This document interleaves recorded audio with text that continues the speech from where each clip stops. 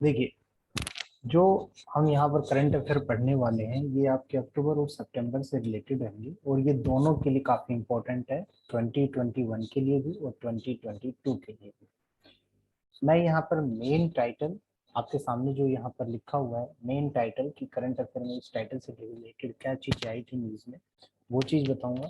WHO की report क्या आई थी, यहाँ पर एंडेमिसिटी जो आपको दिखाई दे रहा है ये नाम क्या है या किसे कहते हैं, इसको डिफाइन कैसे करते हैं, पैंडेमिक में और एंडेमिसिटी में क्या डिफरेंस है और इसका रीजन क्या है, ये चीज बताऊंगा। तो ये सितंबर की न्यूज है जो आपके पास कोविड 19 एंडेमिसिटी की न्यूज दिखाई दे रही है। सितंबर की न्यूज है, इसमें डब्ल्यूएच ने एक रिपोर्ट पेश की थी। उस रिपोर्ट में क्या बताया गया था कि जो कोविड 19 है ना, ये एंडेमिसिटी की तरफ बढ़ रहा है, एंडेमिसिटी की स्थिति में प्रवेश कर चुका है। अब ये एंडेमिसिटी होता क्या है एक्चुअली, अगर इसकी बात करूं हिंदी में, अगर शुद्ध हिंदी की बात करता हूं तो इसको हम कहते हैं स्थानिकता। ठीक है, तो डब्ल्यूएचओ की रिपोर्ट क्या है, डब्ल्यूएचओ ने कहा कि भाई जो आपका कोविड 19 है, ठीक है, अब ये एंडेमिसिटी की स्थिति में पहुंच गई, स्थानिकता की स्थिति में पहुंच गया है। क्या है ये एक्चुअली, देखिए एंडेमिसिटी और एक पहले आप लोगों ने सुना होगा पेंडेमिक। ठीक है, तो एंडेमिसिटी और पेंडेमिक क्या है, इन दोनों बता देता। पेंडेमिक तो आप सभी को पता है कि महामारी को कहा जाता है। ठीक है, पेंडेमिक महामारी को कहा जाता है, जैसे कि कोई छोट मान लीजिए जैसे कि कोरोना वायरस की ही बात करें हम। ठीक है, पहले ये चाइना के एक छोटे से शहर में फैला हुआ था, तो ये वहां पे एपिडेमिक था। जब एपिडेमिक पूरे संसार में फैल गया, ठीक है, पूरे वर्ल्ड में फैल गया, तो वो हुआ क्या, उसने एक महामारी का रूप धारण कर लिया, उसको हम पेंडेमिक कहते हैं।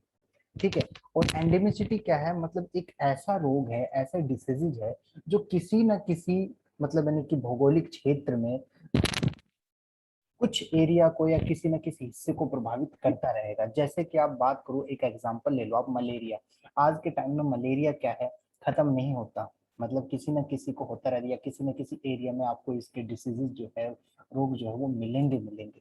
तो बिल्कुल उसी को हम लोग क्या कहते हैं, एंडेमिसिटी। तो कोविड 19 को भी डब्ल्यूएचओ की रिपोर्ट के अनुसार बता दिया गया है कि ये खत्म नहीं होगा, ये एक ऐसा रोग बन गया है कि जो किसी न किसी भौगोलिक क्षेत्र में किसी न किसी जगह पर ये पाया ही जाएगा। ठीक है, तो यहाँ पर मैंने आपको बता दिया पेंडेमिक क्या है, पेंडेमिक भी बता दिया और एंडेमिसिटी भी बता दिया। कलर चेंज कर लूं, हाँ, पेंडेमिक क्या है ये भी बता दिया। जब एपिडेमिक छोटे रोग, जैसे कि चाइना, ये कोरोना वायरस का मैंने एग्जांपल लिया, कोविड 19 का छोटे शहर में फैला था, तब तो वो एपिडेमिक था, तब वो था एपिडेमिक।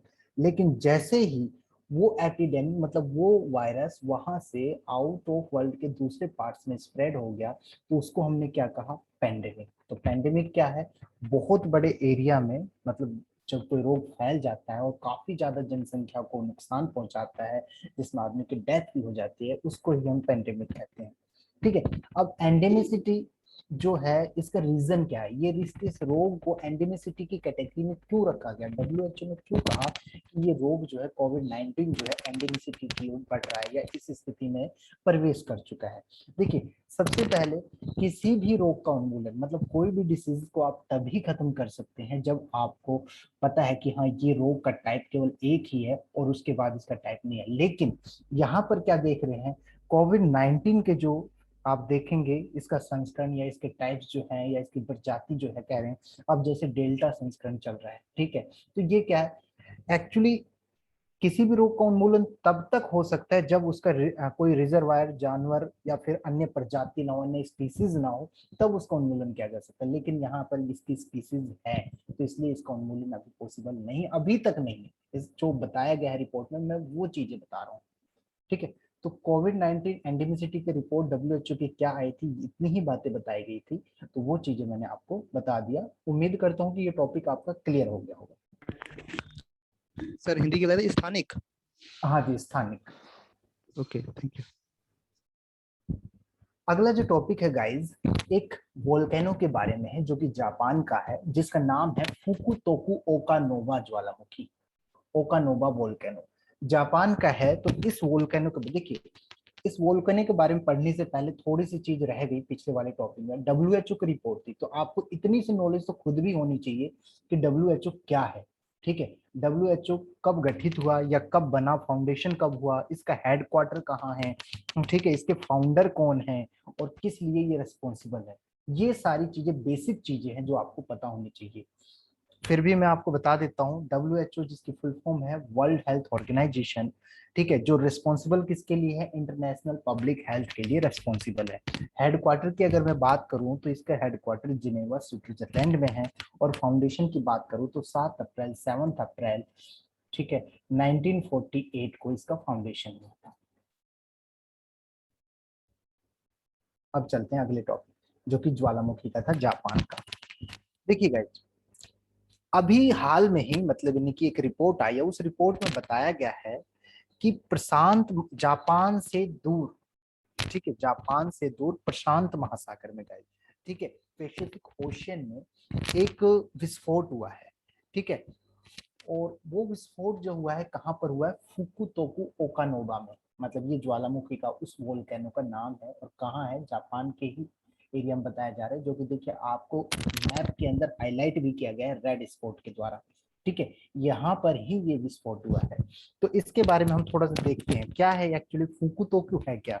देखिए, जापान के साउथ में, ठीक है, एक इवोजिमा आइलैंड है, बता देता हूँ एक मिनट, इवोजिमा, हिंदी में ही लिख देता हूँ ताकि आपको क्लियर हो जाए, इवोजिमा आइलैंड, ये आइलैंड का नाम है, ठीक है, एक इवोजिमा आइलैंड है, इससे 5 किलोमीटर नॉर्थ में गाइस, इससे 5 किलोमीटर नॉर्थ में, ठीक है, लगभग समुद्र के 25 मीटर नीचे, 25 मीटर नीचे जो है ये फुकुतोकु है, मतलब यानी कि ये वाली जगह है, ठीक है।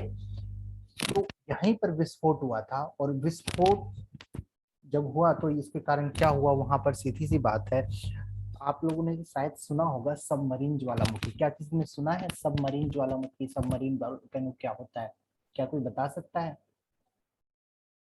कोई भी कैंडिडेट सबमरीन वोल्केनो के बारे में क्या कोई भी मुझे बता सकता है। ऐसे वोल्केनो जो समुद्र की सतह से नीचे हो, जो जी अभी तक समुद्र के पानी से ऊपर ना आए हो। बिल्कुल ठीक है, ऐसे वोल्केनो मतलब जो समुद्र की सतह के नीचे होते हैं, उनके नीचे उद्गार होता है, उसी को हम सबमरीन वोल्केनो कहते हैं, ठीक है। तो ये वोल्केनो भी एक तरह से नीचे हुआ, तो इसके कारण हुआ क्या, एक प्लम होता है, प्लम क्या होता है, उसे आप इंग्लिश में कहो या हिंदी में कहो, दोनों चीज एक ही है। अगर मैं इसका अर्थ बताऊं तो प्लम होता है एक्चुअली जैसे कोई विस्फोट होता है तो उससे धुआं उठता है, जो धुएं का अंबार होता है ना, उसी को हम प्लम कहते हैं, ठीक है, उसी को हम प्लम कहते हैं।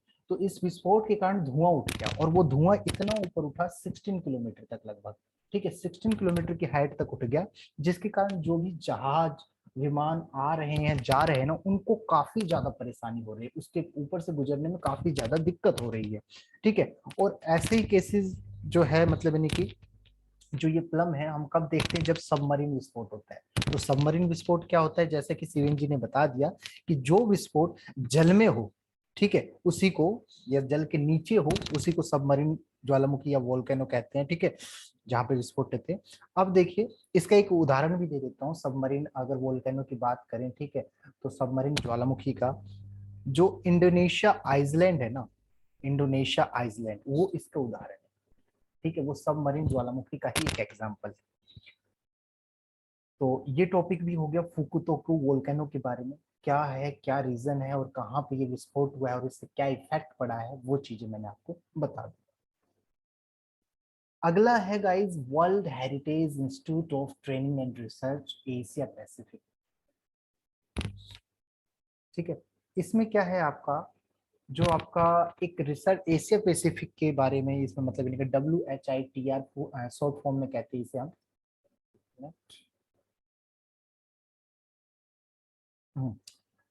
WHITRAP मतलब world heritage institute of training and research. तो इसके बारे में क्या है एक्चुअली, हाल में ही इस WHITRAP ने इस एपी पर जो आपका कहा जाए centre for environmental planning and technology, ठीक है, जिसके शॉर्ट फॉर्म में हम कहते हैं CEPT, इसकी फुल फॉर्म बता देता हूँ, central for environmental planning and technology, जो कि गुजरात यूनिवर्सिटी के संरक्षण और उत्थान के कार्य मतलब यानी कि गुजरात में जो भी आपका कंजर्वेशन एंड रीजनरेशन प्रोग्राम के लिए उत्तरदायी है। ठीक है, फुल फॉर्म रिपीट कर दीजिए। सीईपीटी की फुल फॉर्म है centre for environmental planning and technology. Central for environmental planning and technology.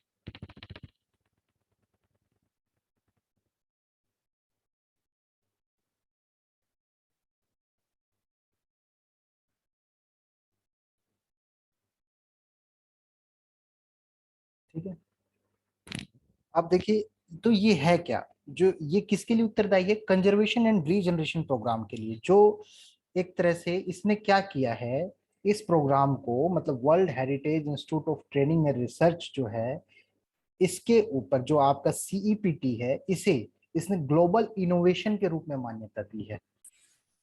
ठीक है, ग्लोबल इनोवेशन मतलब यानी कि वैश्विक नवाचार जिसे कहा जाता है। ठीक है, तो यहाँ पर हमारे लिए इंपॉर्टेंट क्या है guys, world heritage institute of training. ठीक है, वर्ल्ड हेरिटेज एजुकेशन इंपॉर्टेंट है। तो वो क्या है, वर्ल्ड हेरिटेज एजुकेशन क्या है, इसकी जो स्थापना है या कहा जाए यूनेस्को द्वारा, इसे 1994 में गाइस, 1994 में यूनेस्को द्वारा इसे अपनी परियोजना में शामिल किया गया था, या एक विशेष परियोजना में आप कह सकते हो इसे शामिल किया गया था। और अब मैं इसकी बात करूं WHITRAP के बारे में, तो ये क्या है, एक नॉन प्रॉफिट ऑर्गेनाइजेशन है। ये क्या है, एक नॉन प्रॉफिट ऑर्गेनाइजेशन है। ठीक है, जो क्या करता है मतलब यानी कि विरासत संरक्षण के लिए उत्तरदायी होता है, मतलब हेरिटेज कंजर्वेशन के रिगार्डिंग काम करता है ये। ठीक है, नाम से ही पता लग रहा है। ठीक है, वर्ल्ड हेरिटेज इंस्टीट्यूट ऑफ, तो वर्ल्ड हेरिटेज मतलब वही आपका विरासत संरक्षण। ठीक है, इसका पर्पज अगर मैं बात करूं, इस WHITRAP के पर्पज की अगर मैं बात करता हूं, तो इसका मेन पर्पज क्या है, जो भी विश्व विरासत कन्वेंशन 1972 वाला है ना, ठीक है, उसके कार्यान्वयन को मजबूत करना, स्ट्रॉन्ग करना है, इसका काम है WHITRAP का। ठीक है, अब ये आपका विश्व विरासत कन्वेंशन क्या है, ठीक है, जो वर्ल्ड हेरिटेज कन्वेंशन क्या है ये आपका, ये एक्चुअली एक वैश्विक संरक्षण है। ठीक है, और जिसे 1972 में, जिसे 1972 में एक तरह से इसे इसका फाउंडेशन किया गया था। ठीक है, विश्व विरासत कन्वेंशन का 1972 में फाउंडेशन किया गया था। और इस, हाँ जी, किसी ने कुछ कहा। ठीक, अब देखिए, जिसका उद्देश्य क्या है एक्चुअली, जो जो भी आपकी नेचुरल या कल्चरल हेरिटेज है, मतलब यानी कि प्राकृतिक और सांस्कृतिक जो भी विरासत है, उनकी पहचान करना, उनको आइडेंटिफाई करना, और प्लस उनकी रक्षा करना। किसका काम बताया मैंने कि आपको, ये है विश्व विरासत कन्वेंशन, वर्ल्ड हेरिटेज कन्वेंशन का काम बता रहा हूं मैं। ठीक है, और क्या करता है, मतलब जो भी जहां पर भी पॉसिबिलिटी होती है ऐसी जगह की, उन स्थलों की भी ये पहचान करता है, उनको भी आइडेंटिफाई करता है, और उनके संरक्षण के लिए, ठीक है, ये काम करता है।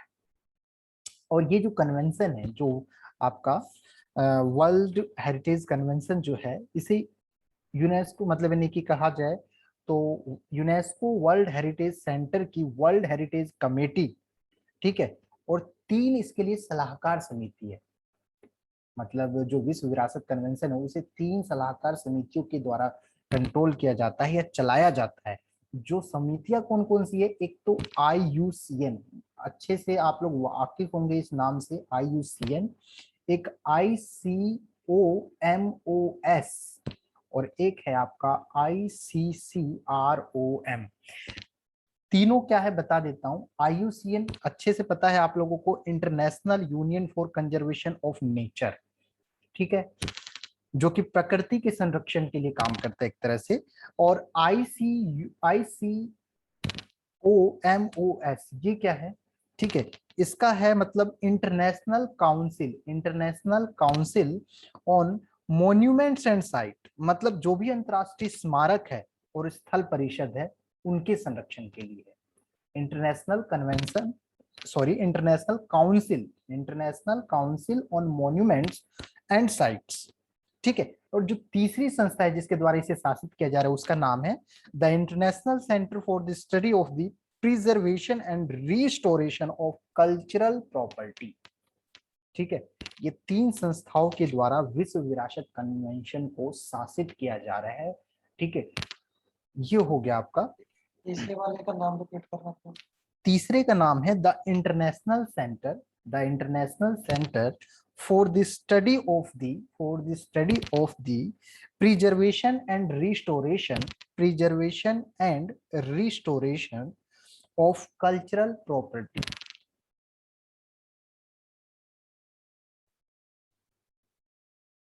ठीक है, और इस कन्वेंशन की अगर मैं बात करूं गाइस, ठीक है, जो कन्वेंशन मैंने बताया आपका विश्व विरासत कन्वेंशन जो है, इस कन्वेंशन का भारत जो है एक हस्ताक्षरता देश है। ठीक है, और इसमें टोटल जो है 40 इसके धरोहर स्थल है। ठीक है, 40 प्लेसेस है, जिसमें अगर 39वें की अगर मैं बात करूं, जो 39वां है वो तो आपका तेलंगाना का जो रामप्पा टेम्पल है ना, तेलंगाना का, वो हो गया 39वां हेरिटेज प्लेस। और जो 40वां है, जो आप लोग सुनते हैं धोलावीरा का, ठीक है, गुजरात का धोलावीरा, वो आपका 40वां विश्व धरोहर हो गया। तो ये सर 39। जी सर इंडिया सबका मेंबर है? हाँ, इसका हस्ताक्षरता देश है, उसने भी साइन किया है, बिल्कुल। ठीक है, तो ये हो गया हमारे WHITR और आपके वर्ल्ड हेरिटेज कन्वेंशन के बारे में, और यूनेस्को क्या है वो भी बता दिया, उसका पर्पस क्या है वो भी क्लियर हो गया। अगले टॉपिक की तरफ हम लोग चलते हैं। पीशा। पीशा मतलब programme for international student assessment. ठीक है, ये क्या है, एक्चुअली एक एग्जाम है। ठीक है, एग्जाम है, एक तरह से परीक्षा है, योग्यता को दर्शाने के लिए, आपकी एबिलिटी को शो अप करने के लिए एक एग्जाम है, एग्जामिनेशन है, जिसमें क्या है, केवल 15 वर्ष तक की आयु के जो उम्मीदवार है, कैंडिडेट है, इसमें पार्टिसिपेट कर सकते हैं। ठीक है, और उसमें क्या है एक्चुअली कि 3 साल के अंदर उन्होंने कितनी, या उनकी एबिलिटी क्या है, किसमें, पढ़ने में, रीडिंग में, किसी चीज में, या फिर मैथ के अंदर उनकी एबिलिटी क्या है, या फिर साइंस के अंदर उनकी एबिलिटी क्या है, इसके मेजरमेंट के लिए ये एग्जामिनेशन है, एक प्रकार का PISA, programme for international student assessment. ठीक है, अब देखिए, ये जो OECD है, organisation for economic cooperation and development, इसके द्वारा ये संस्था जो है चलाई जा रही है, OECD। ठीक है, या ये उसके साथ मिलकर इसका क्रियान्वयन किया जा रहा है, कहा जा सकता है। ठीक है, और इसका पहली बार अगर मैं आयोजन की बात करूं, फर्स्ट टाइम जब इसे शुरू किया गया था तो वो 2000 में शुरू किया गया था, 2000 में। ठीक है, और 2009 के अंदर, 2009 के अंदर इसमें से 73 कंट्रीज ने पार्टिसिपेट किया था, और 73 में से 72वें स्थान पर, गाइस 72वें स्थान पर अपना इंडिया था। ठीक है, 73 कंट्रीज ने पार्टिसिपेट किया था, जिसमें से 72 नंबर पे हमारा इंडिया था। ठीक है, अब ये 2021 में आयोजित होना था, और उसके बाद अब तक मतलब पार्टिसिपेट नहीं हुआ है, और अब ये 2021 में आयोजित होना था, लेकिन कोविड के कारण ये बढ़ गया है आगे 2022 के लिए, 2022 के लिए। ठीक है, और 2022 में जो चंडीगढ़ के छात्र हैं, ठीक है, वो इसमें शामिल होंगे। ठीक है, तो ये हो गया पीसा के बारे में। और इंडिया का पार्टिसिपेशन करेगा कहाँ के, चंडीगढ़ के करेंगे। इंपॉर्टेंस क्या है, इंपॉर्टेंस दे देख लेते हैं भाई, सीधी सी बात है, कहीं भी कंपटीशन होगा तो एजुकेशन लेवल को तो इंप्रूवमेंट मिलेगी मिलेगी, तो इससे क्या होगा, भारत का शिक्षा स्तर जो है वो मजबूत होगा। ठीक है, अब OECD की बात कर रहा हूँ, OECD के बारे में हम बात कर लेते हैं, जिसकी फुल फॉर्म मैंने बताई थी आपको, या हिंदी में कहा जाए तो आर्थिक सहयोग व विकास संगठन, जिसे इंग्लिश में हम लोग कहते हैं organisation for economic cooperation and development. ठीक है, तो इसका गठन जो है, उन OECD का गठन जो हुआ, ठीक है, फाउंडेशन जो हुआ वो 1961 में किया गया। ठीक है, भारत इसका सदस्य नहीं है गाइस, OECD का भारत सदस्य नहीं है, परंतु भागीदार है, पार्टिसिपेंट है। देखो, सदस्य नहीं है लेकिन वो हिस्सा लेता है, ये चीज याद रखना। ठीक है, इसका हेडक्वार्टर अगर मैं बात करूं तो वो पेरिस में है। ठीक है, और वो जो FATF का सचिवालय है ना, वो OECD का जो मुख्यालय उसी में है। FATF का मतलब सचिवालय भी OECD के मेन हेडक्वार्टर में ही है, ये चीज आप लोग याद रखें। ठीक है, ये हो गया हमारा टॉपिक पीसा के बारे में, programme for international student assessment. Topic clear है नहीं ये चीजें आप लोगों को? FATF का हेडक्वार्टर क्या होता है सर, सचिवालय का? इसका FATF का जो सचिवालय है, जहां पर OECD का मुख्यालय मतलब पेरिस में ही है,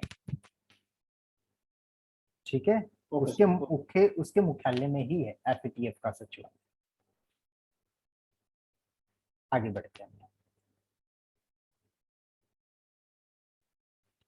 कुछ इंपॉर्टेंट अदर फैक्टर्स भी बता देता हूं बीच में आप लोगों को, जैसे कि अभय, ये आपके एक भक्ति वेदांता स्वामी प्रभु जो है, प्रभुपाद जो है, इनके बारे में ये क्या है, या ये इनकी ये जो पर्सनैलिटी है क्या है। एक्चुअली 1 सितंबर को इनकी जयंती मनाई गई थी, ठीक है। और नरेंद्र मोदी जी ने क्या किया था, इनकी जन्मदिन के अवसर पर या एक तरह से इनकी जयंती के अवसर पर क्या किया, वीडियो कॉन्फ्रेंस के जरिए एक 125 रुपए का, गाइस ठीक है, 125 रुपए का एक विशेष स्मारक सिक्का जारी किया था, ठीक है, एक कॉइन जारी किया था, ठीक है, मॉन्यूमेंट कॉइन जारी किया था।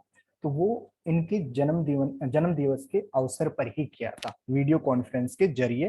और वो जो जयंती थी, ठीक है, 1 सितंबर को सेलिब्रेट की जाती है, ठीक है। और इस पर्सनालिटी ने, मतलब उनकी स्वामी प्रभुपाद जी ने क्या किया था, एक इस्कॉन की स्थापना की थी। इस्कॉन क्या है, जिसमें मतलब भगवत गीता और जो भी अन्य वैदिक साहित्य होते हैं हमारे, उनका ट्रांसलेशन किया जाता है, ठीक है, भाषाओं में, अलग अलग भाषाओं में अनुवाद किया जाता है, ठीक है। इनका जन्म 1896 में कलकत्ता में हुआ था। इतना ही आपको जानना है, क्या हुआ इनके अवसर पर, इनके जन्म दिवस पे, वो चीज आपके लिए इंपॉर्टेंट है। ये नहीं कि कहाँ, मतलब इन्हें कि क्या किया इन्होंने, शिक्षा कहाँ से प्राप्त की, वो सारी चीजें नहीं। मेन 1896 में जन्म हो गया, क्या किया, किस चीज की स्थापना की, वो सारी चीजें, ठीक है। एक राष्ट्रीय लघु उद्योग दिवस, राष्ट्रीय लघु उद्योग दिवस सभी वाकिफ होंगे इससे, नेशनल स्मॉल इंडस्ट्री डे। इसको 30 अगस्त को सेलिब्रेट किया गया था, इसको हम लोगों ने 30 अगस्त को सेलिब्रेट किया था, ठीक है। एक्चुअली ये क्यों शुरू किया गया है, जो छोटे उद्योग है ना, छोटे जो भी इंडस्ट्रीज है, उनको इंपॉर्टेंस देने के लिए, उनको महत्व देने के लिए, या उनका, ठीक है, क्या रोल है, उस चीज को बताने के लिए इस दिवस को सेलिब्रेट किया जाता है, ठीक। और पहला लघु उद्योग जो सम्मेलन हुआ था वो 30 अगस्त को हुआ था, 30 अगस्त 2001, ये चीज याद रखें, ठीक है, 30 अगस्त 2001 को। अगला जो टॉपिक है आपका टॉय ट्रेन के बारे में है। टॉय ट्रेन क्या है एक्चुअली, ये टॉय ट्रेन जो एक सफारी ट्रेन कहा जा सकता है, कि ये दार्जिलिंग हिमालयन रेलवे से, सिलीगुड़ी से, मतलब पश्चिम बंगाल का जो रोंगटोंग स्टेशन है, ठीक है, सिलीगुड़ी से, गाइस सिलीगुड़ी से ये रोंगटोंग, हाँ रोंगटोंग, सिलीगुड़ी से रोंगटोंग तक चलता है पश्चिम बंगाल के, ठीक है। और इस टॉय ट्रेन को 1999 में यूनेस्को द्वारा विश्व धरोहर स्थल में शामिल कर लिया गया था, ये भी चीज याद रखें, ठीक है। तो ये शुरू हुआ था, टॉय ट्रेन शुरू की गई है सिलीगुड़ी से, तो उसके बारे में न्यूज आई थी, वो भी चीज मैंने आपको बता दी। एक इम्पोर्टेंट चीज है, यूपी पीसीएस के लिए भी काफी इंपॉर्टेंट है ये, ठीक है, कि यूपी ने क्या किया है, जो कुश्ती है उसको गोद ले लिया है, ठीक है, वो भी कब तक, 2032 तक अडॉप्ट कर लिया है, ठीक है, गोद लेने का फैसला किया, निर्णय किया है। क्यों किया है, ताकि कुश्ती को, रेसलिंग को बढ़ाया जा सके, उसको बढ़ावा दिया जा सके, ठीक है, और उनके खिलाड़ियों को ओलंपिक तक पहुंचाने में उनकी हेल्प की जा सके। इसके लिए लगभग 170 करोड़, गाइस 170 करोड़ रुपए का निवेश किया गया है, ठीक है। 170 करोड़ निवेश किया नहीं गया, मतलब निवेश करने की प्लानिंग है, 170 करोड़, ठीक है। और इससे पहले हॉकी के लिए भी काम किया था, या हॉकी को भी अडॉप्ट करने की बात की गई, जो कि उड़ीसा के द्वारा किया गया था। तो अब यूपी ने किया है, ठीक है, कुश्ती को गोद लिया है, कब तक, 2032 तक के लिए, ठीक है। आगे अगला इंपॉर्टेंट टॉपिक है हमारा नौसेना अभ्यास। अच्छे से वाकिफ होंगे आप लोग, ठीक है, इस चीज के बारे में, जो आपका प्रथम नौसेना अभ्यास भारत अल्जीरिया के बीच में जो हुआ है, ठीक है, उसके बारे में है थोड़ी सी न्यूज। देखिए, अल्जीरिया का मैप भी आपके सामने दिखाई दे रहा है, अफ्रीका का सबसे बड़ा देश है, ठीक है। तो अल्जीरिया के साथ जो नौसेना अभ्यास हुआ है भारत का, वो काफी इंपॉर्टेंट है। क्यों, क्योंकि एक तरह से भूमध्य सागर की सीमा से लगा हुआ है ये, ठीक है, भूमध्य सागर की सीमा से लगा हुआ है, मेडिटेरियन सी से ये लगा हुआ क्षेत्र कहा जा सकता है। और जो आपका मैंने बताया ये नाम, अल्जीरिया, ठीक है। ये क्या है, अफ्रीका के क्षेत्र में स्थित है और अफ्रीका का सबसे बड़ा देश है, ये भी आप लोग याद रखेंगे, ठीक है। तो यहाँ पर भारतीय नौसेना का जो जहाज, ठीक है, INS तबर, जहाज का नाम है तबर, ठीक है, तबर, ओके। इस तबर ने क्या किया है, जो अल्जीरियाई नौसेना है उनके जहाज का नाम है अज्जा बजेर, ठीक है, एजा बजेर, हिंदी में ही लिख देता हूँ ताकि क्लियर हो जाए, एजाब जेर, ठीक है, एजाब जेर, ये जेर। इस जहाज के साथ मतलब एक साझेदारी अभ्यास किया है, एक एक्सरसाइज किया है, पार्ट मतलब दोनों ने मिलकर एक एक्सरसाइज किया है, उसी के बारे में ये बताया गया है, ये टॉपिक यहाँ पर दिया गया है, ठीक है। दोनों के जहाज का नाम आप लोगों को याद रखना है और पहला है अल्जीरिया के साथ, ये चीज याद रखना है, ठीक है। मिलिट्री एक्सरसाइज क्यों इंपॉर्टेंट है, ये चीजें आप लोगों को पता होनी चाहिए, because you are all of you are UPSC aspirants. अगला चलते हैं हम लोग, जो इम्पोर्टेंट है, एक टॉपिक न्यूज में आया था पश्मीना शॉल का। ये पश्मीना शॉल कश्मीर का फेमस शॉल है गाइस, ठीक है। इसको GI टैग देने की बात कही गई है, या GI टैग दिया गया है, आप कहा जा सकता है, नहीं, GI टैग देने की बात कही जा रही है। और केशर को GI टैग दिया गया है। करंट अफेयर अगर आप लोगों ने पढ़ा होगा तो मई 2020 का एक करंट अफेयर आया था जिसमें बताया गया था केशर को GI टैग दिया गया, शायद याद होगा आप लोगों को, ठीक है। तो हम पढ़ते पहले ये पश्मीना शॉल के बारे में। पश्मीना शॉल क्या है एक्चुअली, ठीक है, या ये टॉपिक न्यूज में क्यों आया। जो आपके directorate of handicrafts and handlooms है, मतलब हस्तशिल्प और हथकरघा निदेशालय जो है ना, उन्होंने, जो कश्मीर वाले हैं, उन्होंने क्या किया, जो पुरानी टेक्नोलॉजी को बनाए रखने के लिए, पुरानी तकनीक को बनाए रखने के लिए, ठीक है, पश्मीना शॉल को जीआई टैग देने की घोषणा की और प्लस उसके लिए न्यूनतम समर्थन मूल्य MSP भी जारी करने की बात कही है, ठीक है। और इससे पहले मैंने बताया GI टैग कश्मीर में ही, मतलब एक केसर को दिया गया था GI टैग, याद होगा शायद आप लोगों को, केसर को GI टैग दिया गया था। कब दिया गया था, मई 2020 में, मई 2020 में केसर को GI टैग दिया गया। अब ये GI टैग क्या है ये भी बता देता हूँ। GI टैग मतलब जियोग्राफिकल इंडिकेटर, किसी विशेष उत्पाद को एक विशेष भौगोलिक पहचान देना ही GI टैग कहलाता है, ठीक है। तो अब बढ़ते हैं पश्मीना शॉल के बारे में, जो थोड़ा सा बताया था मैंने। पश्मीना शॉल देखिए, ये दो टेक्निक से निर्मित होती है। एक तो आपकी लूम वूवन, एक तो आपका हो गया लूम वूवन, मतलब कि इसे आप कहते हैं हथकरघा, ठीक है, करघा से बना हुआ, ठीक है। और दूसरा है आपका निडल, निडल एम्ब्रॉयडर्ड,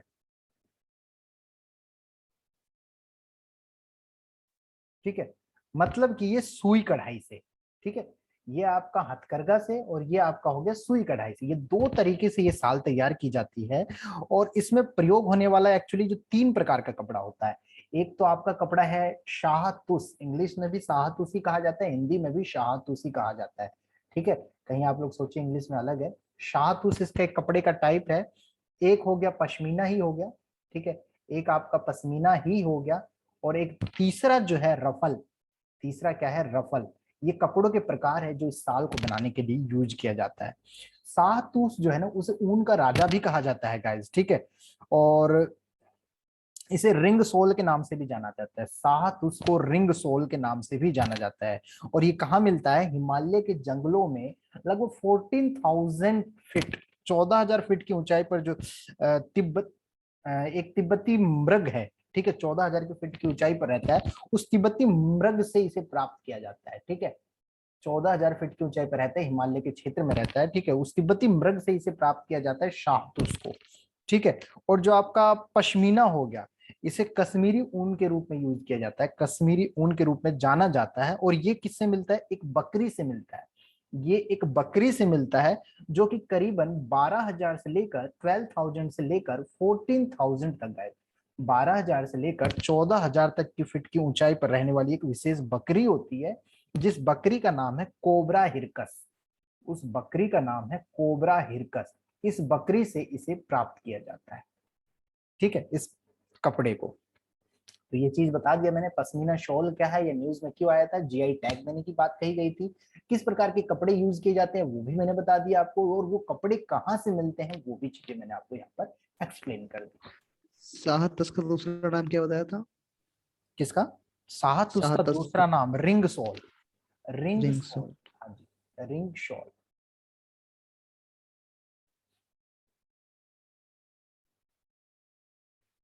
अगला है विशेष आहरण अधिकार, स्पेशल ड्राइंग राइट्स। पता होगा आप लोगों को, काफी बार ये टॉपिक करंट अफेयर में आ चुका है। कोई भी बताएगा मुझे एसटीआर क्या है, स्पेशल ड्राइंग राइट्स क्या है? कोई भी कैंडिडेट? सर जो इंटरनेशनल मॉनेटरी फंड है जी उसमें जो लगभग सभी देश सदस्य होते हैं, बिल्कुल। उन सदस्य देशों की जो एक होल्डिंग होती है, जो उसमें अंशदान रखते हैं जो देश, उसके आधार पे उन लोगों को स्पेशल ड्राइंग राइट जारी किए जाते हैं।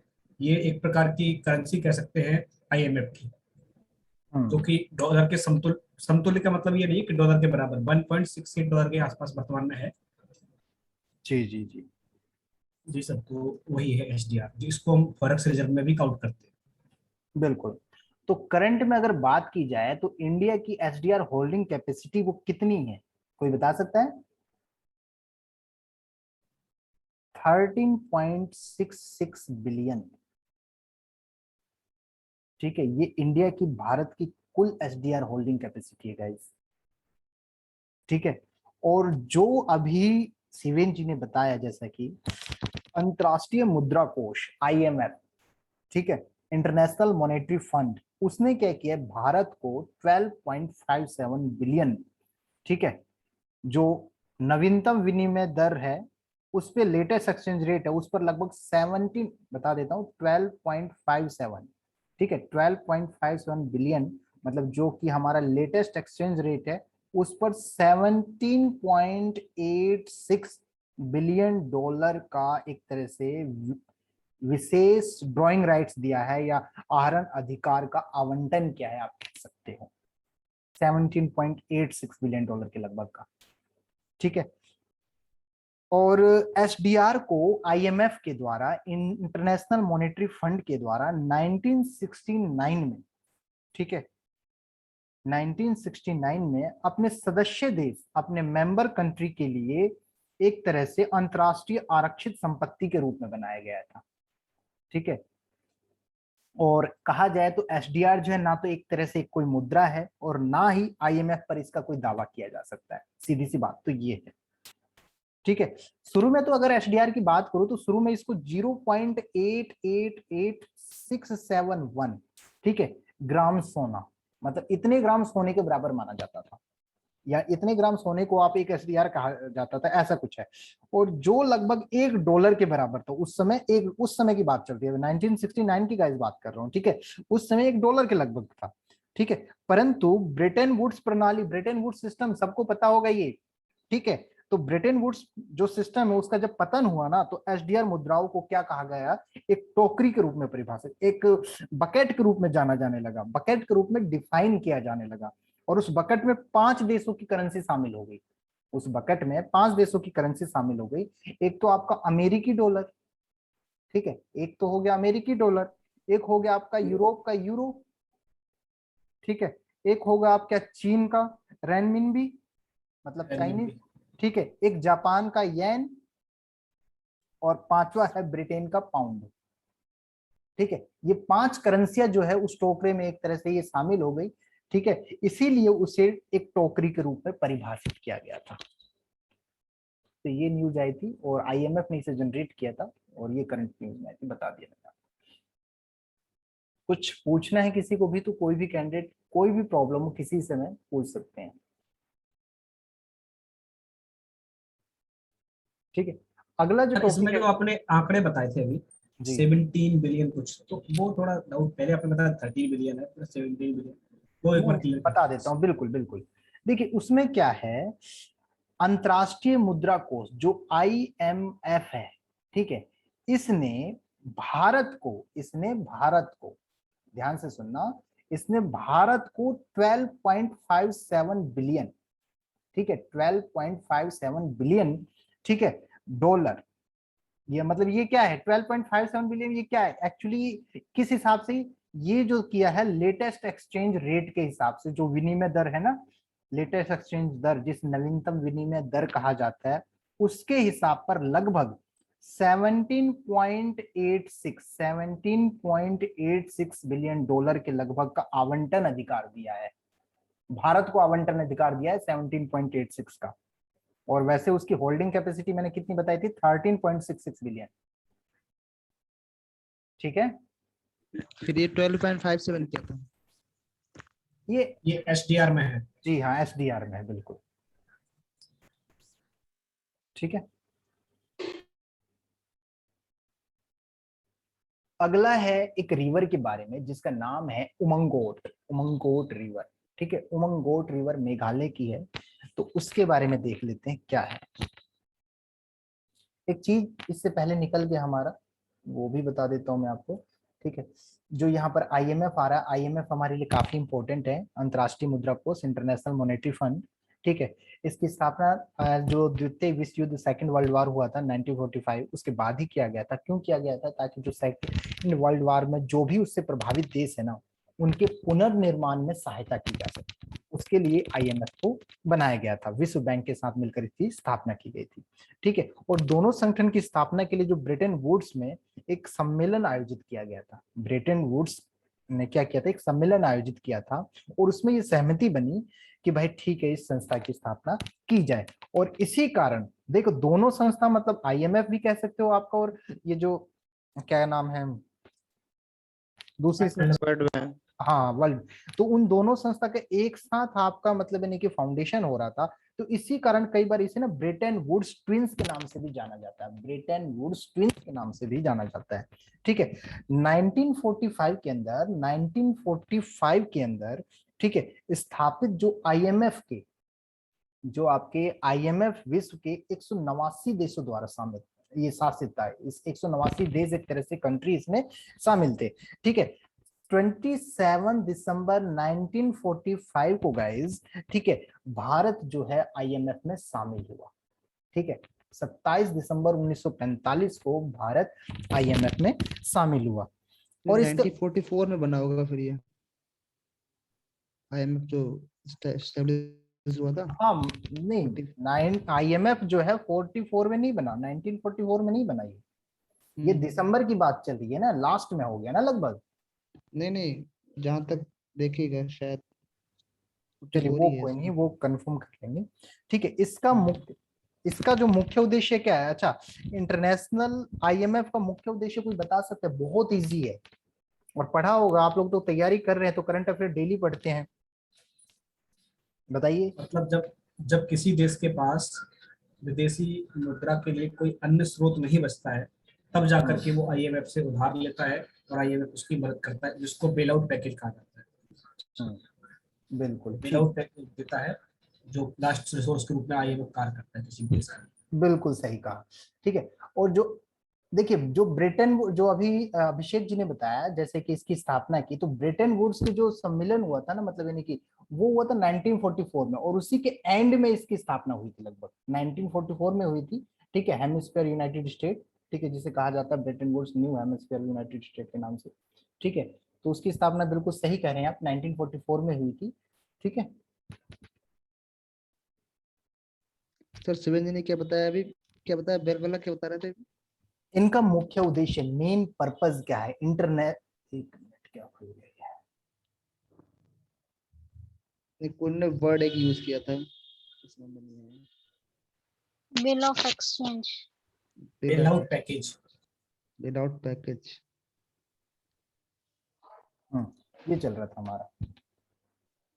ठीक है, तो इसमें क्या, आईएमएफ एक्चुअली जो रिपोर्ट जनरेट करता है किस किस की, एक तो वर्ल्ड इकोनॉमी आउटलुक पता है ना आप लोगों को, ठीक है, और एक financial stability report, global financial stability report भी आईएमएफ ही जनरेट करता है गाइस। ठीक है, एक तो हो गया आपका वर्ल्ड इकोनॉमी आउटलुक, और एक ग्लोबल फाइनेंशियल स्टेबिलिटी रिपोर्ट। अब बढ़ते हम उमंगोट रिवर की तरफ में, मेघालय की रिवर है। ठीक है, हाल में ही क्या हुआ है, जो मेघालय की गवर्नमेंट है ना, उन्होंने एक प्रपोजल मिला था प्राइवेट कंपनी की तरफ से, और वो प्रपोजल किसके रिगार्डिंग था, एक हाइड्रो इलेक्ट्रिक प्रोजेक्ट था उनका, ठीक है, हाइड्रो इलेक्ट्रिक प्रोजेक्ट था। इस प्रोजेक्ट पर प्राइवेट कंपनी, जो प्राइवेट मतलब इनकी विद्युत उत्पादक करते हैं, बिजली प्रोड्यूस करते हैं, उनका एक समझौता था इस प्रोजेक्ट को लेकर, उसके समझौते को इन्होंने रद्द कर दिया, ठीक है, मेघालय की सरकार ने। तो उसी के बारे में, इसी कारण ये करंट अफेयर में आया हुआ है, ठीक है। तो ये उमंगोट नदी क्या है, उमंगोट नदी को एक्चुअली हम लोग दावकी रिवर के नाम से भी जानते हैं, दावकी, ठीक है, दावकी रिवर, दावकी रिवर, दावकी नदी के नाम से भी जाना जाता है इसे, ठीक है। जो इस नदी को एशिया की सबसे स्वच्छ नदी माना जाता है गाइस, मतलब उमंगोट नदी को एशिया की सबसे क्लीन रिवर माना जाता है, ये भी ये चीज याद रखें, इंपॉर्टेंट है, ठीक है। और कहाँ से निकलती है ये, पूर्वी जो शिलोंग है, ठीक है, उसके पीक से निकलती है ये, ठीक है, शिलोंग के पीक से निकलती है, वो भी आपके ईस्टर्न शिलोंग से, ठीक है, जो लगभग समुद्र तल से 1800 मीटर की ऊंचाई पर स्थित है, 1800 मीटर की ऊंचाई पर स्थित है, वहां से ये निकलती है, ठीक है। और ये नदी क्या करती है, बांग्लादेश के साथ भारत की सीमा को, ठीक है, भारत की सीमा के करीब मेघालय का जो गांव है, ठीक है, उस गांव का नाम मावल्या नांग, मावल्या नांग कुछ इस टाइप से, इसे कई नाम है एक्चुअली, इस गांव के कई नाम है, ठीक है, ठीक है। और इस नाम का मतलब होता है ईश्वर का एक स्वयं का बगीचा, ठीक है, इस नाम का मतलब है ईश्वर का स्वयं का एक बगीचा, यहाँ पर ये स्थित है, मतलब ये जो नदी है ना इस गांव में स्थित है, मैं बता रहा हूँ, ठीक है। और ये गांव कहाँ है, मेघालय में।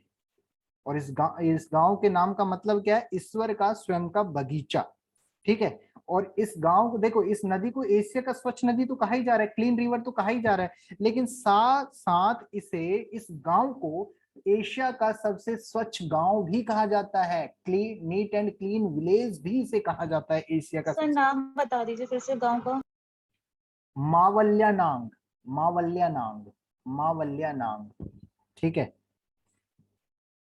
और सबसे एक अद्भुत बात तो ये है, देखो गाइस इसमें कितनी क्वालिटी है, ये 100% साक्षर भी है, 100% साक्षर भी है ये, ठीक है, ये जो गांव है 100% साक्षर है, ठीक है। और देखो अंत में ये क्या करती है, ये नदी जो है बांग्लादेश में बहने से पहले क्या करती है, जो गारो और जो आपकी जयंतिया और खासी की पहाड़ियां है ना, जयंतिया और खासी की पहाड़ियां, ठीक है, जयंतिया और खासी की पहाड़ियां जो है,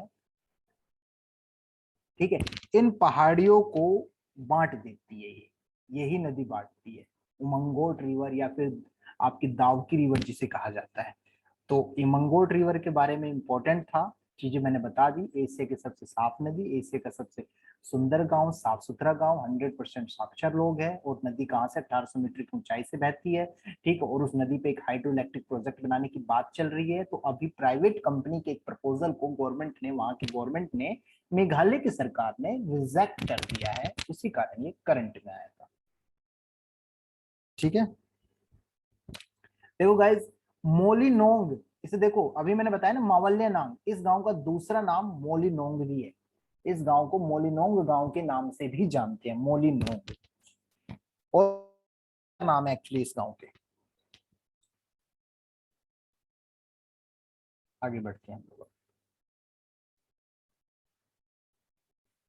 अगला है एक मल्टीनेशनल एक्सरसाइज जैपैड 2021, मल्टीनेशनल एक्सरसाइज जैपैड 2021, ये क्या है, एक्सरसाइज है, ठीक है, और बहुपक्षीय है, मल्टीनेशनल एक्सरसाइज है, किस किस के बीच में हुआ है, रूस के साथ है ये, ठीक है, रूस के साथ है, और रूस के साथ पहले भी एक्सरसाइज हो चुके हैं, भारत और रूस के बीच में पहले भी एक्सरसाइज हो चुके हैं, और जो ये अब चल रहा है इंद्र 2021, इस एक्सरसाइज का नाम रखा गया इंद्र 2021, जो कि एक तरह से भारत और रूस के बीच में जो चल रहा है, ठीक है, इंद्र 2021,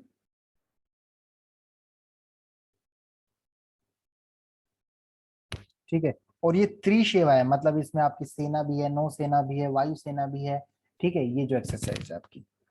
तो अब जैपैड 2021 के बारे में देख लेते हैं, ठीक है। भारतीय सेना का एक दल, मतलब जो रूस का है, एक निजनी, निजनी का है, निजनी वहां का जगह है, रूस में एक निजनी प्लेस है, इस प्लेस में वहां पर जो है, इस प्लेस में एक आयोजित हुआ था आपका मल्टीनेशनल एक्सरसाइज जेपैड, ठीक है। इसमें भाग लिया था भारतीय सेना ने, ठीक है। निजनी में ये आयोजित हुआ था और इसमें भारतीय सेना ने भाग लिया था इस जेपैड 2021 में। तो उसी के बारे में ये न्यूज दिया गया है।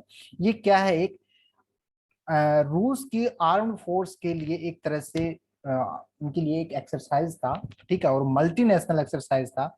और ये इसमें जो यूरेशिया और दक्षिण एशियाई के जो क्षेत्र के जो देश थे उन्होंने वो पार्टिसिपेट कर रहे हैं इसमें। मतलब कहाँ के, एक तो दक्षिण एशियाई के, एक यूरेशियाई के, मैक्सिमम दर्जन से अधिक कह सकते हो आप, डजन से भी एक्स्ट्रा जो कंट्रीज है यूरेशियाई और दक्षिण एशियाई के वो इसमें पार्टिसिपेट कर रहे हैं, ठीक है।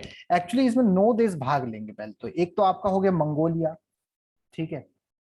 मैं शुरू का अक्षर लिखता जा रहा हूं ताकि आप लोग को याद है कि मंगोलिया हो गया, एक आर्मेनिया हो गया, एक कजाकिस्तान हो गया, एक तजाकिस्तान हो गया, एक आपका किर्गिस्तान हो गया, ठीक है, और एक आपका सर्बिया हो गया, सर्बिया, और रूस हो गया, एक आपका इंडिया हो गया, और एक आपका बेलारूस हो गया, ठीक है। नाम रिपीट कर रहा हूं मैं, इसमें जो भाग ले रहे हैं India, sorry Mongolia, Armenia, Kazakhstan, Tajikistan, Kyrgyzstan, Serbia, रूस, भारत, बेलारूस, ठीक है। ये कंट्रीज इसमें शामिल है।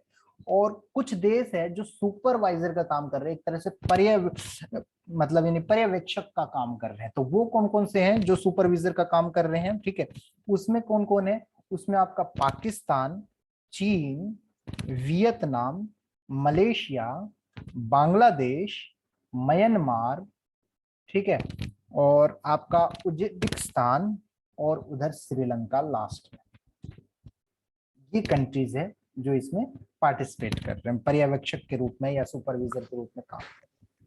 तीनों सेनाओं का है ना इसमें? क्या जी? सेनाएं तीनों लगेंगी इसमें? हाँ, ठीक है। इसमें तीनों सेना नहीं लगेगी, वो जो तीनों सेना लगेगी मैंने अभी बताया था ना, इंद्र 2021। अच्छा अच्छा, उसका कह रहे हैं। हाँ, इसकी बताया था। इसमें कौन सा थल सेना सिर्फ? ये तो मल्टीनेशनल है ना, अलग अलग देश है नहीं हिस्सा तो ले सेना रहे। है कौन सी सेना? थल सेना का होगा इसमें थल सेना का है, जी। ठीक है। तो अब देखिए भारत ने एक इसी से संबंधित था आपका TSENTR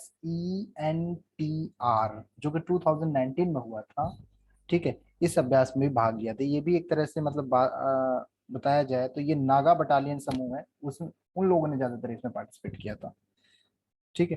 तो मेन तो ये था आपका जेपैड 2021 मल्टीनेशनल क्यों है, किस किस देश ने भाग लिया, ठीक है, और किस प्रकार की एक्सरसाइज है, ये चीज है। और इस एक्सरसाइज में पार्टिसिपेंट कौन है और सुपरवाइजर का काम कौन कर रहा है, ये चीजें आपको देखनी थी। और भारत और रूस के बीच में जो 2021 के बीच में जो एक्सरसाइज की बात चल रही है वो आपकी इंद्र 2021 है, जो कि त्रिसेना वाली थी, जिसमें थल, नौसेना और वायुसेना जो तीनों थी, ठीक है। आगे बढ़ते हैं।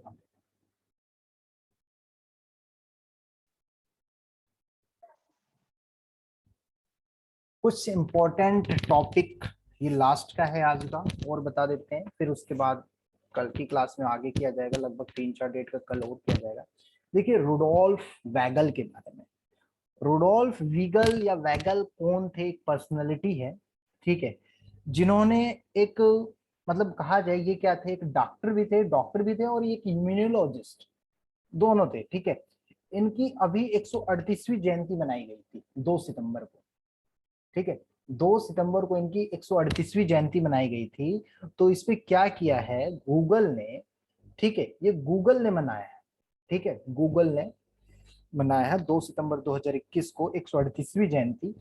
अब इस पर्सनैलिटी के बारे में खास क्यों है, क्योंकि ये वो पर्सनैलिटी है गाइस जिसने सबसे पुराने और संक्रामक रोग है जिसका नाम है टाइफस, ठीक है, उसके लिए टीका बनाया था, उसके लिए इन्होंने टीका बनाया था, ठीक है, टाइफस के लिए टीका बनाया था। तो इसीलिए पर्सनैलिटी इंपॉर्टेंट है। रुडोल्फ, टाइफाइड टाइफाइड है क्या ये? नहीं टाइफाइड नहीं, टाइफस।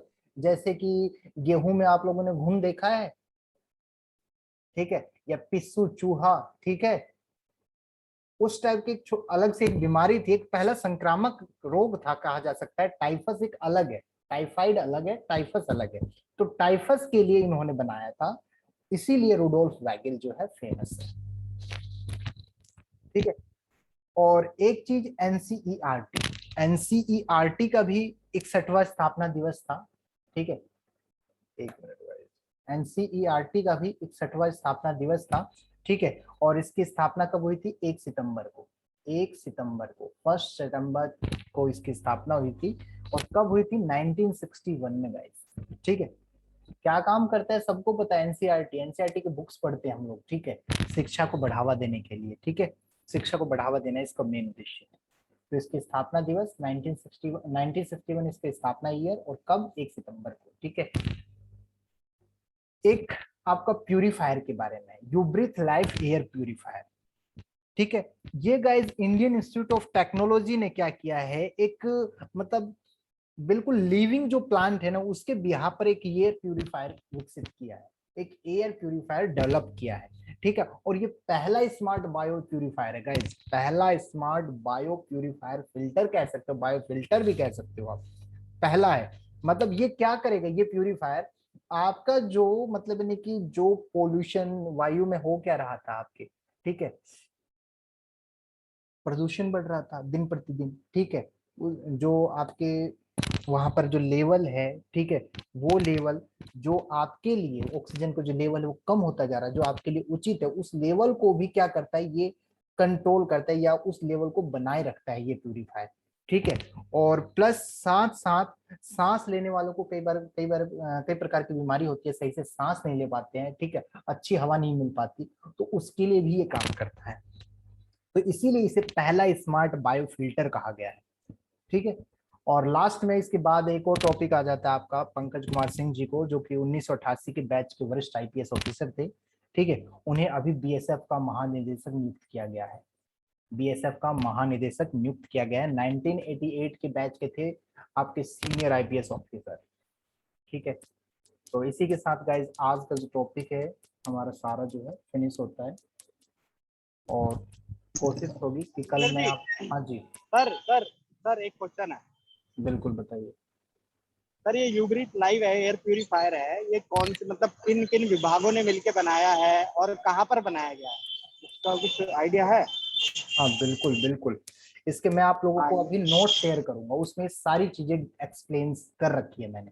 ठीक है, अभी मैं आप लोगों को सारा नोट शेयर कर देता हूँ 5 मिनट के अंदर ही। ओके ओके ओके, उसमें आप लोगों को मिल जाएगा, क्योंकि मैंने इसलिए नहीं बताया क्योंकि वो चीजें है, हाँ टाइम लगेगा उनमें, मैंने वो चीजें बताई जो मोस्टली। नहीं कोई नहीं, अगर आप बता देते तो बहुत अच्छा रहता सर।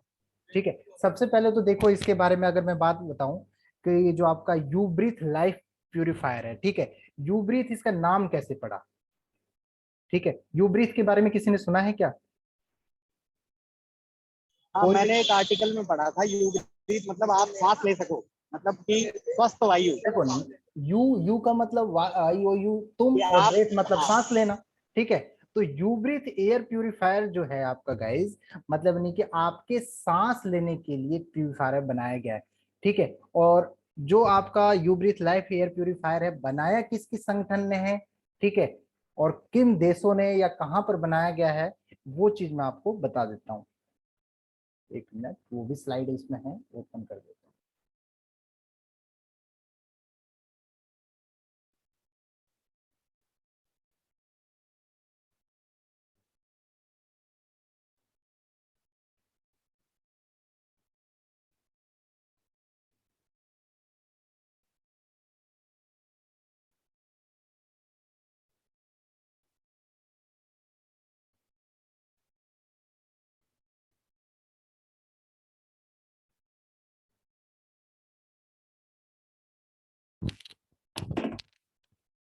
एक मिनट गाइस, स्लाइड ओपन कर रहा हूँ ताकि क्लियर हो जाए आप लोगों को सारी चीज।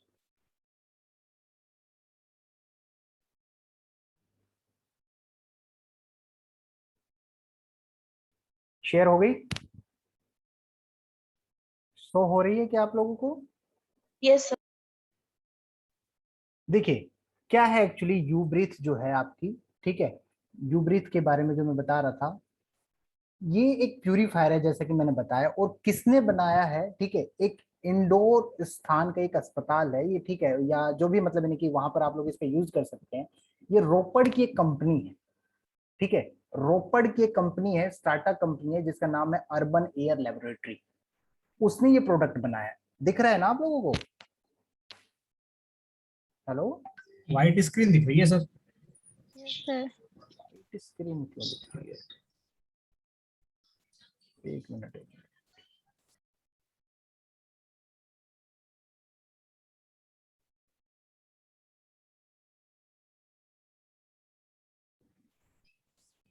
अब शो हुआ? जी यस सर, अब आ रहा है। ठीक है, ये रोपड़ की एक स्टार्टअप कंपनी ने बनाया था, साफ साफ लिखा हुआ है अर्बन एयर लेबोरेटरी, ठीक है, यहाँ पर लिखा हुआ है, ये देखिए अर्बन एयर लेबोरेटरी इस कंपनी ने बनाया था और ये प्रोडक्ट विकसित किया था जो हवा को ताजा और शुद्ध बना सके। इसका नाम यूब्रिथ लाइफ। इसको उपयोग करने का मतलब 15 मिनट के भीतर ही आप क्या कर सकते हैं, 150 वर्ग फुट के कमरे में आराम से जो वायु गुणवत्ता सूचकांक है उसको बढ़ा सकते हैं। 150 फीट के कमरे में आप आराम से 15 मिनट के अंदर आप वहां के एयर को प्यूरिफाई कर सकते हैं। और रोपड़ की आईआईटी स्टार्टअप कंपनी है, ठीक है। और सबसे पहले देखिए, आईआईटी रोपड़ से जो के मतलब के तहत बनाया गया इसको। हाँ बिल्कुल बिल्कुल, ठीक है। और एक चीज है, ये जो स्मार्ट बायो फिल्टर, इसे खुद नहीं कहा, ये दुनिया ने इसे कहा है। दुनिया ने इस चीज का दावा किया है कि भाई ये स्मार्ट बायो फिल्टर, इसके यूज को देख के, इसके काम को देख के कहा है, ठीक है। इसने खुद ये नहीं कहा कि भाई I am a smart bio filter, इसे दुनिया ने बताया कि भाई ये चीज जो है ये एक स्मार्ट बायो फिल्टर की तरह काम कर रहा है, ठीक है, और कुछ नहीं है इसमें, ठीक है गाइज। तो यहाँ पर आज का जो जो भी टॉपिक था वो मैंने बता दिया। कल के अंदर जो कल का करंट अफेयर होगा उसमें मैं आप लोगों को एक वीक का, या कोशिश होगी 7 से 10 दिन के जो भी करंट अफेयर होंगे वो मैं आप लोगों को करवा दूं। ठीक है सर। रविंदर सर, एक काम हो सकता है क्या? एक मिनट, क्या कह रहे हैं सर?